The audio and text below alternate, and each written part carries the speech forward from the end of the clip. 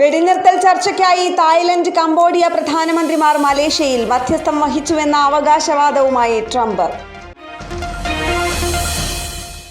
Israel യുദ്ധത്തിൽ താൽക്കാലിക വിരാമത്തെ തുടർന്ന് യുണൈറ്റഡ് അറബ് എമിറേറ്റുകളുമായി സഹകരിച്ച് ഗാസയിലേക്ക് 25 ടൺ സാധന സാമഗ്രികൾ നൽകിയതായി ജോർദാൻ. സഹായം പുനരാരംഭിച്ച് UN.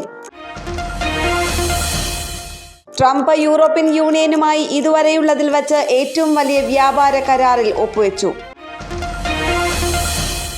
ഹരിദ്വാർ മൻസ ദേവി ക്ഷേത്രത്തിൽ തിക്കിലും തിരക്കിലും പെട്ട് 8 പേർ മരിക്കുകയും നിരവധി പേർക്ക് പരിക്കേൽക്കുകയും ചെയ്ത സംഭവം. ഉത്തരാഖണ്ഡ് മുഖ്യമന്ത്രി ധാമി മജിസ്റ്റീരിയൽ അന്വേഷണത്തിന് ഉത്തരവിട്ടു. കനത്ത മഴയ്ക്ക് ശമനമുണ്ടായതിനാൽ കണ്ണൂർ ജില്ലയിൽ നിർത്തിവെച്ച ഖനന പ്രവർത്തനങ്ങൾക്കും വിനോദസഞ്ചാര കേന്ദ്രങ്ങൾക്കുമുള്ള നിരോധനം പിൻവലിച്ചതായി ജില്ലാ കളക്ടർ. പ്രകൃതി സംരക്ഷണ ദിനത്തിൽ പ്രകൃതിക്ക് കാവലൊരുക്കണമെന്ന സന്ദേശവുമായി Hortus Malabaricus botanical garden and research institute.